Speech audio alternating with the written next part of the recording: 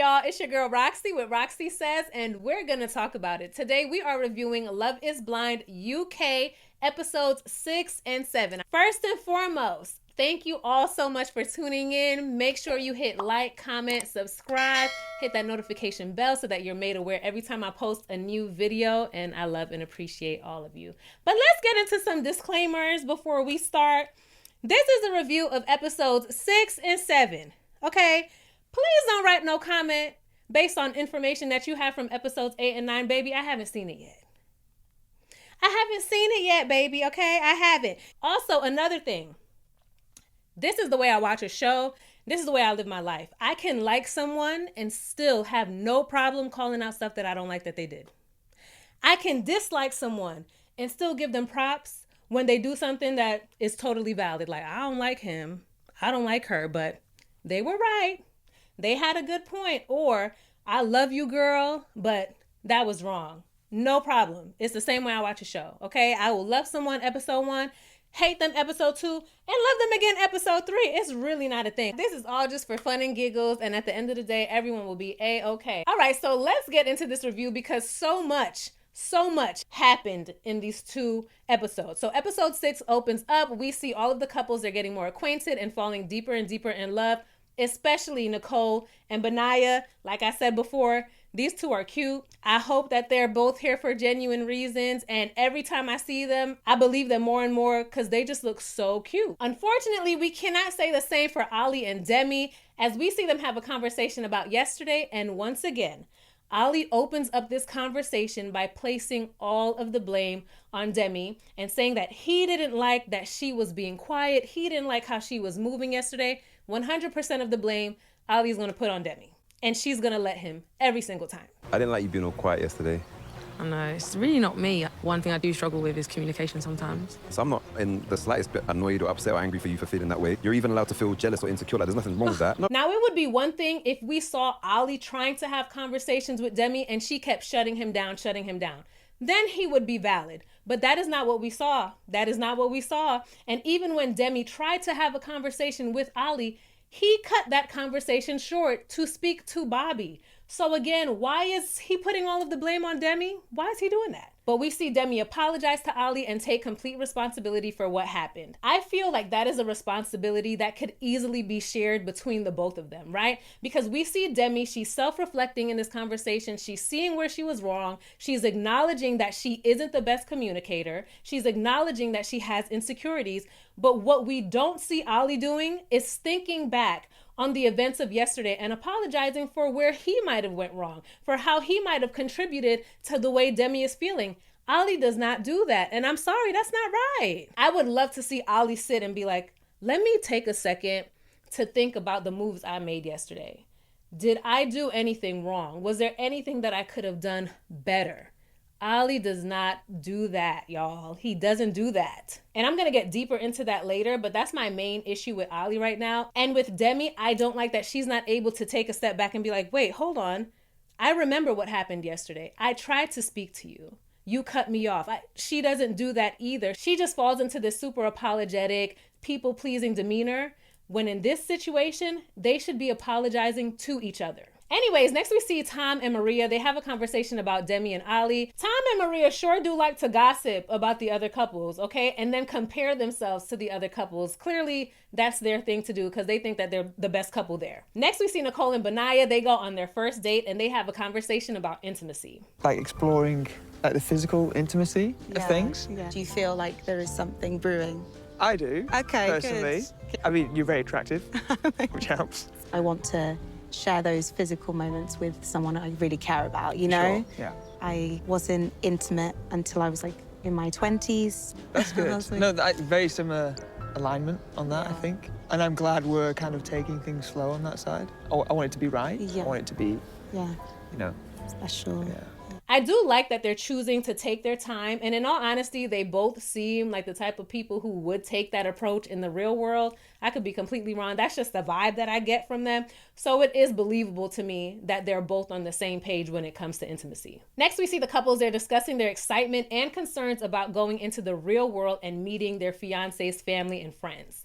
And here is where we see Kat tell Freddy that she feels like she isn't enough for him. And I'm like, I see what you're doing, girl. I see what you're doing. And in all honesty, that scares me because like I said before, Freddy seems to be an absolute sweetheart. And by the end of episode 7, I'm totally over Kat, but we'll get to that. But in this scene, when Kat said that, I felt like this was a bit of foreshadowing. It's almost like she sees what a great person Freddy is and she knows that she's gonna ruin him in some way, or she doesn't really want him like that. So she's pulling one of those, oh, it's not you, it's me. That's the vibe that I'm getting from Kat. But Freddy continues to reassure her, and then they have a bit of an uncomfortable conversation about cheating. Have you ever cheated? Yeah, I have cheated, yeah. And like... It's really hard to hear when you say that you've cheated. I came into... Have you just cheated the one? Yeah, I did. I cheated once and... Did you tell her? Well, she found out about it and... Well, no, she found out about it and it's obviously a massive regret in my life. And like I say, if I wanted you to think I'm the perfect guy, then I'd have said, no, I've never cheated. Of course I haven't. Yeah, you would just but I want to be honest know. with you. Have you ever cheated? I don't know. Never. No. I've always been the one to say, once a cheat, always a cheat. And I kind of stick by that. So this bothers Kat, of course, because she says that she's been cheated on in every single relationship and that this will be a struggle for her moving forward, which is totally understandable. Next, we see the whole gang get together and we see that the energy between Kat and Freddy is definitely off. Then we see the hosts come out and they explain the next steps of the process to everyone. So everyone will be getting their phones back, they'll be in the real world, and they'll be meeting each other's family and friends. Child, let's hope that no one is glued to their phone like Kenneth was last season. I think he took the cake when it comes to that. Next, we see Ollie have a conversation with Benaya, and he tells Benaya that he's wondering if something is missing between him and Demi because they aren't touchy-feely like that in public. But then he says that they don't need to be touchy-feely like other couples in public. They're not big on PDA. But Ollie, we actually know that Demi would like some PDA, okay? So I'm wondering, is this a conversation that you had with Demi? Is this a conclusion that you came to with Demi where y'all both decided we're not gonna do PDA, or is this just something that you decided all on your own? He even tells Benaya that he feels isolated. Why do you feel isolated? And why is this a conversation that you're having with Benaya and not with Demi? Pull her to the side. Tell her how you feel. Be vulnerable with her. It just seems like Ollie has these really important conversations with his boys, like he did with Bobby, like he's doing now with Benaya. But these are conversations that I think he should be having with his fiance, Demi. Next, we see Kat and Demi have a conversation. In all honesty, if I was Demi, I wouldn't even be speaking to Kat. Don't speak to Kat about your man. Don't speak to Kat about your business. Don't do it. But Kat tells Demi that her and Ollie need to show everyone that they're happy. Kat, you've been mean mugging Freddy all day. Worry about yourself.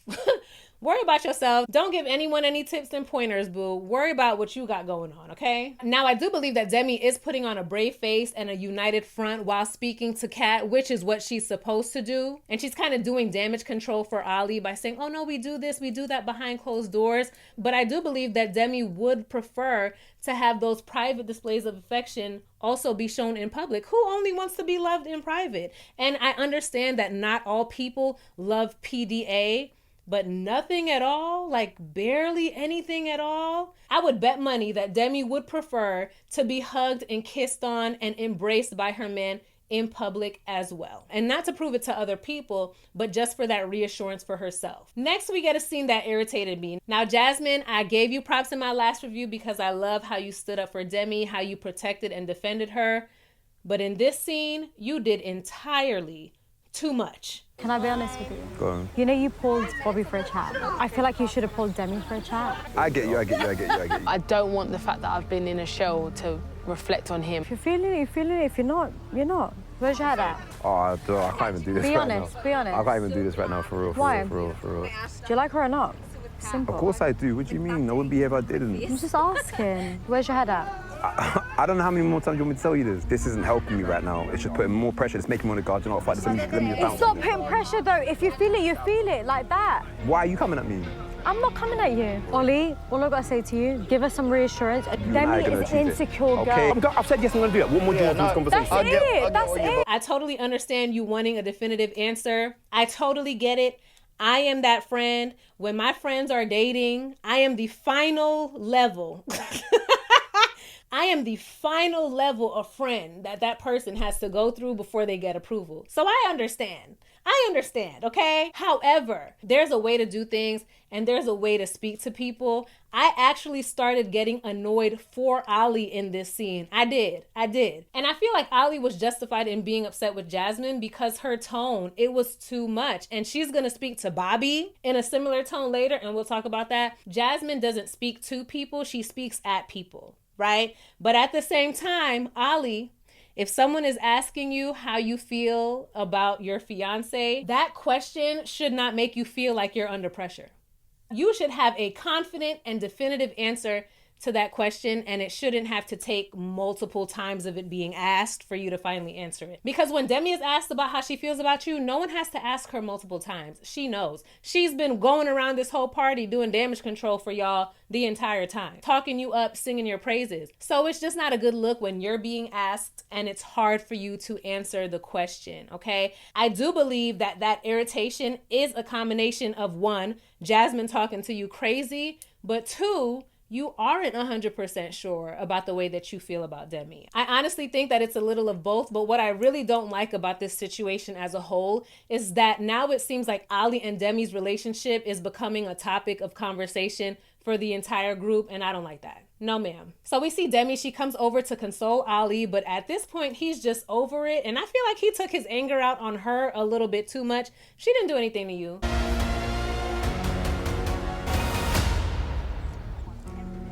I want to get out of it, and I'm not gonna lie to you. Really? I'm done with this shit. What have you been saying to people? Have you been saying people have done something wrong? No, I haven't said one thing. I don't think you would have done, but I think it's my body language. But everyone's calling me like I've done something You've done nothing wrong. I'm done with it. Let me get out of here. Fuck this shit.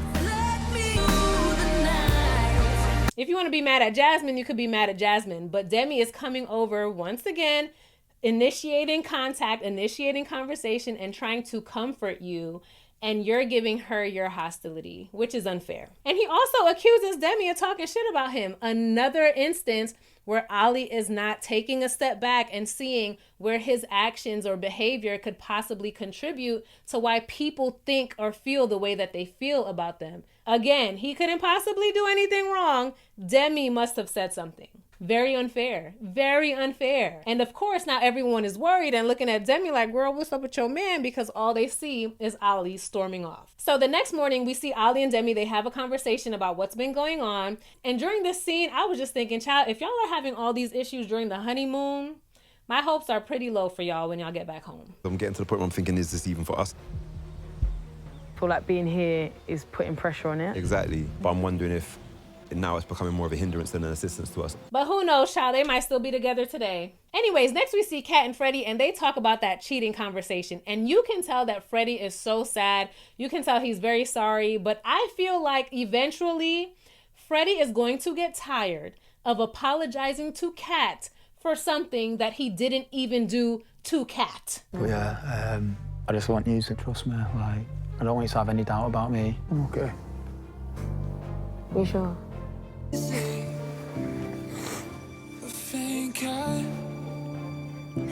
This happened 7 years ago. He says that he's a changed man. So here's what it is. Kat is going to have to make a decision. Either you believe that once a cheater is always a cheater. If you want to believe that, that is fine. But now you're going to have to end the relationship. Just end the relationship, cut your losses, and move on. Or you can trust that he is a changed man. He's learned and he's grown from that experience and he never wants to hurt anyone like that ever again. And you just trust that he's not going to do that to you and you continue in the relationship. Those are your two options. But you can't stay with Freddy and then continue to guilt him for something. One, that he did 7 years ago, and two, he didn't do it to you. You can't have it both ways, okay? So you're gonna have to pick. And another thing, I saw a video today of Kat. She is no stranger to dating shows. And I know that we giving Kat and Ali the side eye. We're like, oh, maybe she want Ali instead of Freddy. But I think that we should be making sure that Kat don't really want Benaya, because the guy that she was in love with on this show definitely gives me Benaya vibes. I feel like it is important because we're actually making an effort. I'm not like a girly girl. I don't wear makeup. I don't like do my hair. Maybe I'm a secret hippie. I like that. You look gorgeous. I feel emotional. Cry. You love me. Yeah. I love you as well. I feel like the luckiest girl ever. Shout out to the reality Ashley for finding that clip. Tell me what y'all think about that. Kat looks like she's a dating show veteran, okay? Anyway, so now everyone is back in London. They're arriving at their new apartments, and of course, everyone is super excited. And we get another sweet moment between Benaya and Nicole. The proposal in London, I wasn't very prepared. I felt like something was missing, so... For me, it's a symbol of my unconditional love. Why didn't I realize until now that Benaya didn't even have a ring during his proposal? I didn't catch that. I really didn't. But anyways, Benaya later tells us that their intimacy has increased since Greece, but they still haven't, gone all the way yet. Next, we see Demi and Ali. They arrive and they're happy to be alone, be to themselves without all of the noise of all of the other people. And they both feel very optimistic about this next chapter. Next, we see a very interesting conversation between Maria and Tom. Now, in my last video, was it in my last video? One of the episodes when they were in Greece, Tom had made a comment and I made note of it. I clipped it and everything, but I was like, I'm not going to include it because maybe I'm reaching. But this conversation confirmed to me that I'm not reaching. And I genuinely think that Tom thinks that he's better than Maria. But when I saw you, I was very, very happy. It's always going to be intimidating, like when you're dating someone who's sort of out your league, so... Sorry. See jokes like that? Pay close attention to jokes like that, because when I saw that conversation, I was like, not Tom negging Maria. But see jokes like that? A lot of times there's a little bit of truth in there, just a little bit. And this conversation also confirmed for me that Tom will definitely be rushing Maria back to work after she has her baby. Okay, remember that conversation where Tom said, I don't want a housewife? Yeah. He don't want a housewife, boo. You spent a lot of time on your phone. You've been on it more. That's because I'm a high-powered PR executive. And you can tell a lot about people by what they work as. What did you think when you heard, I'm a makeup artist? Enlighten me. Huge Don't. admiration. You had a low opinion of me. Yeah, I did. That's horrible. Do you think so? Yeah. So Maria, if you want to kick your feet up and that's the lifestyle that you want, be honest with yourself, Tom is not your guy. He's just not your guy. And another thing, based on Maria's bio that I read in my cast reveal video, I would bet money that she actually does want to be a housewife a bit more than she's letting on. So I remember this little part where it says Maria knows exactly what she wants in a romantic partner. At the very top of her list is an alpha male type who's seeking a traditional relationship. Now, I'm going to take the traditional relationship, right, to mimic all that trad wife stuff that we're seeing on TikTok, where the woman stays home and she cooks and cleans and takes care of the children and the man goes to work. I think that's what Maria really wants.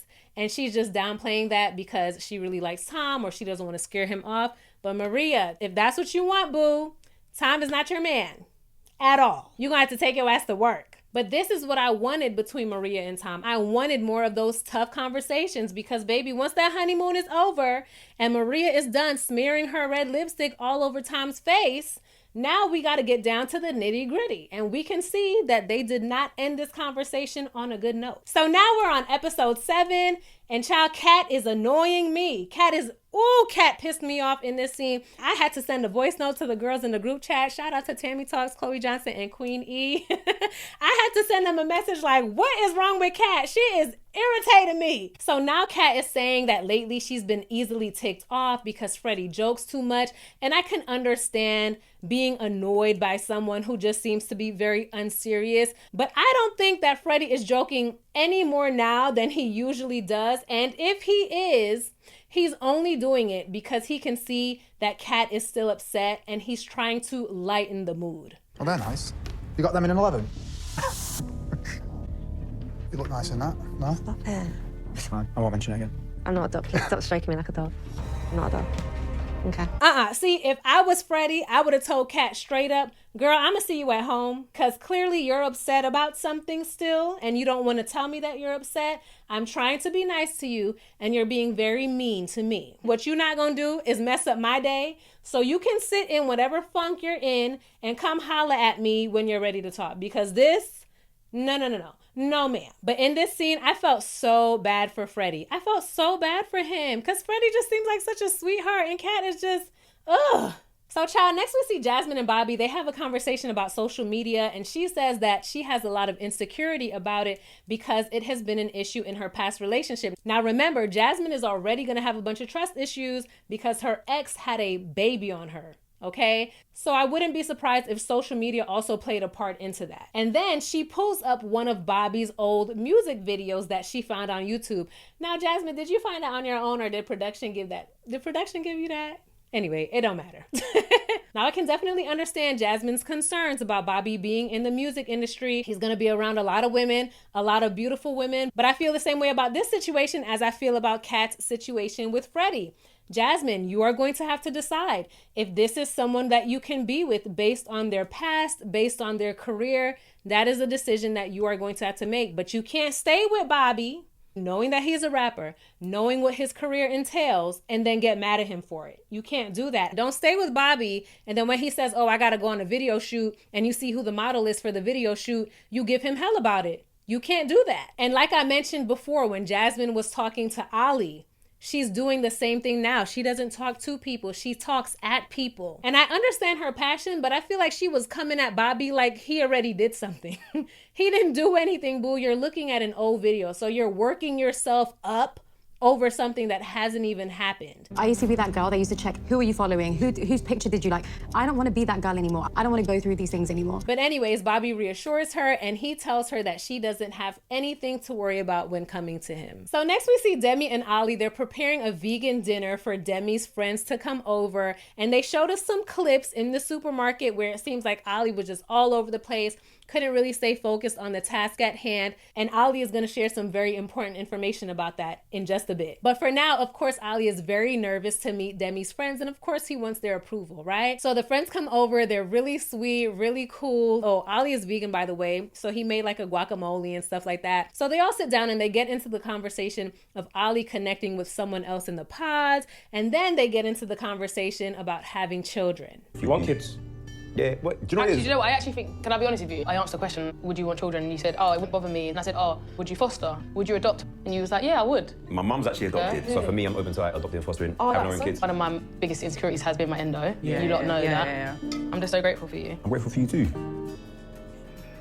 I like that it seems like Demi and Ali are on the same page when coming to this child situation. They definitely seem like they're more on the same page than, for example, Steven and Sabrina, right? But overall, it's a good meeting and Ali makes a great first impression. And I got happy that Ali got this little win because he's been stressed. Next, we see Kat. She goes to Freddy's house, and although none of the doors seem to be on the hinges, it's still a nice place. But I will say, the decor does not give bachelor pad, especially in the bedroom with that glitter mirror. Some of his items definitely look that they were picked out by a woman, okay? Maybe it was his mom, but I don't know. In Kat's confessional, she says that seeing Freddy's home makes her take him more seriously, and she apologizes to him for being snappy, and he apologizes to her for pushing her buttons, which I don't think he did at all, but Freddy just seems to be that type of guy.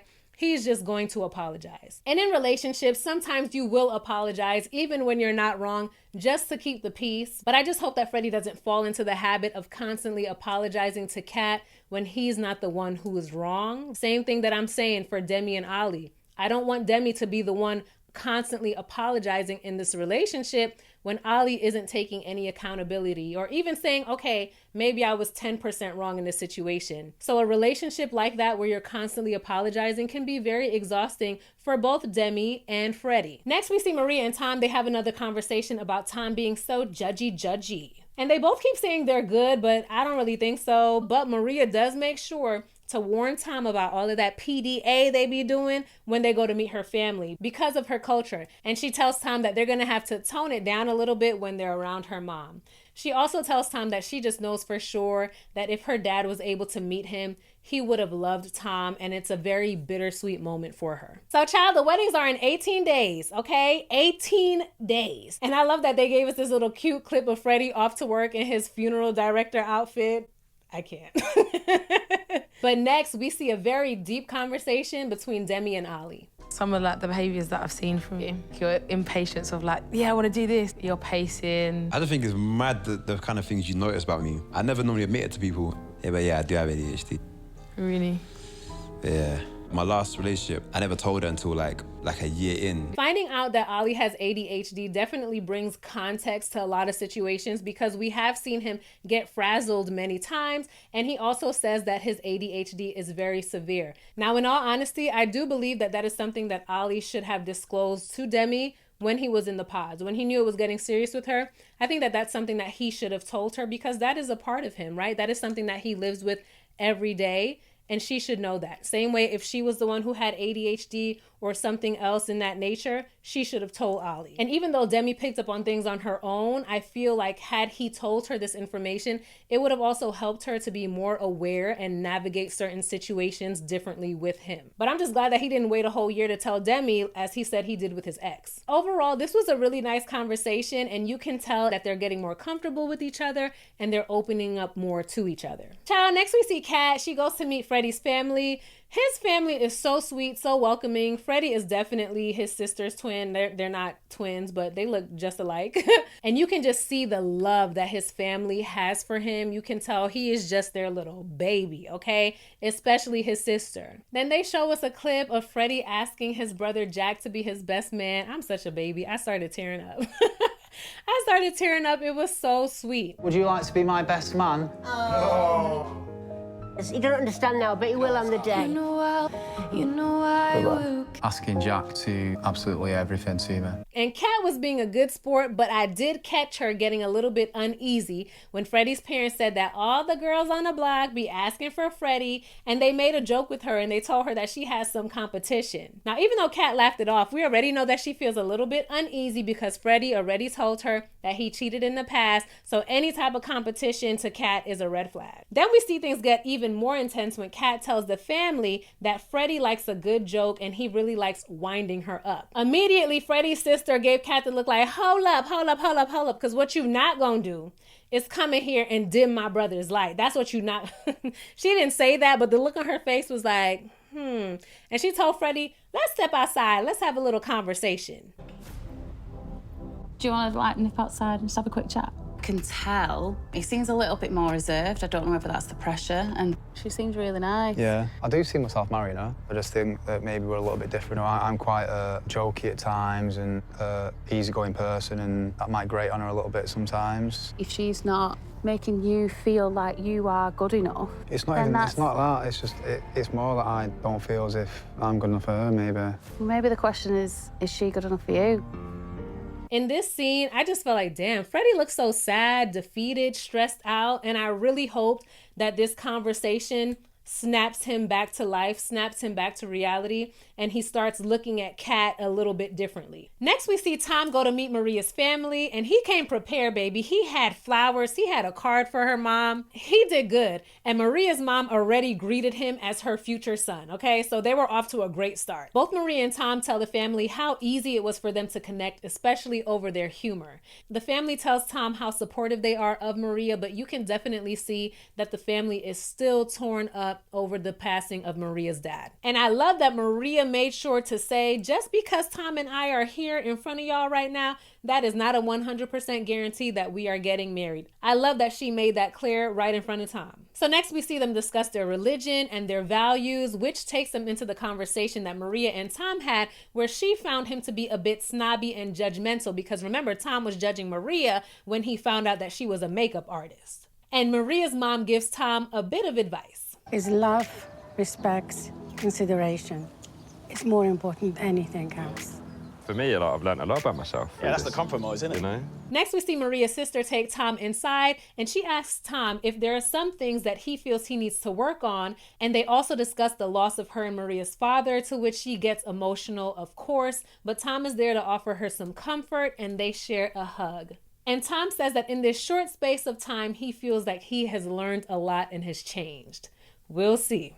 But ultimately, although she had some apprehension, we do see Maria's mom give Tom her blessing, and she wishes the both of them luck. Next, we see Sabrina and Steven. They're meeting Steven's two best friends and his brother, and they explain the entire process to them. And child, one of Steven's friends did not hold back. I think it's crazy and very silly. It took me 5 years to propose to my wife, and then 2 years to actually get married. And I don't think I'd do what you guys have done. Okay, and What does the amount of time that you took to propose to your wife have to do with these two?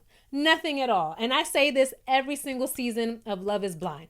Now, is it a smart decision to get married to someone who you've only known for a month? No, I wouldn't do it. But you have couples who were together for 10 plus years before they got married and they got divorced 2 years after. Okay? Dating for a longer period of time does not necessarily guarantee the success of your marriage. It just doesn't. But we see them speak more about the living situation because Sabrina lives in Belfast and Stephen lives in London. Their friends are clearly apprehensive, as they should be. They're just being good friends and asking the right questions. That's what I would do for my friends. That's what my friends would do for me. So I didn't see too much wrong with it. But what I do love is that Sabrina and Stephen, especially Stephen, make it 1000% clear that they know what they're doing, they're in love with each other, and they're gonna get married. Period. We've got a connection that's deeper than any other relationship that I've had. I don't just introduce anyone to you. I wouldn't be doing this if I didn't think this was real. It's obviously clearly working. Got a lovely girl. Both saying my face, huh? That energy that Stephen has, where when he is asked how he feels about this woman, he is 1000% sure that is the energy that everyone needs to have about their partner. Okay? Y'all know who I'm talking? Okay, that's what I'm talking about. And even though the conversation got a little heated, at the end of the day, Sabrina did get the approval from Stephen's two best friends and brother. But it's not like she needed it anyway because Stephen, he gonna marry that girl. Child, next we see Nicole trying to teach Benaya the proper way how to dap up her dad. Even some men do this. I can't do that with your dad, so can meet dad. Girl, why would you even try to set this boy up like that? You know Benaya has not dapped up anyone in his entire life. Thankfully, Benaya is self-aware and he didn't go chasing waterfalls. He stuck to the rivers and the lakes that he is used to, and he greeted Nicole's dad with a plain, firm handshake. Okay, good job, Benaya. Nice to meet you. Oh, lovely, Nicole. Hello, pleasure. Now, this meeting was extremely important to Nicole because since she's already been divorced, her parents don't seem to trust her judgment and her decision-making regarding love. And I 1000% understand why, because Nicole, you originally picked Sam when you had every reason not to, okay? So I'm on your parents' side when it comes to your judgment. Sorry. And another thing, before this dinner, Nicole did not tell her parents that there's a possibility that there will be a wedding at the end of this entire experience. But ultimately, the dinner goes well. Benaya gets the blessing of both Nicole's mom and dad, and he is so happy. Have you seen Benaya lately? Benaya has been smiling from ear to ear in every single scene that I've seen him in. Did y'all see Nicole's mom's shoes? I love them to pieces. I love them to pieces. She didn't come to play with y'all. She did not come to play with y'all. She said, oh, I'm about to be on Netflix. I'm about to be on TV. Oh, y'all gonna see me. Y'all about to see all of this. All of this.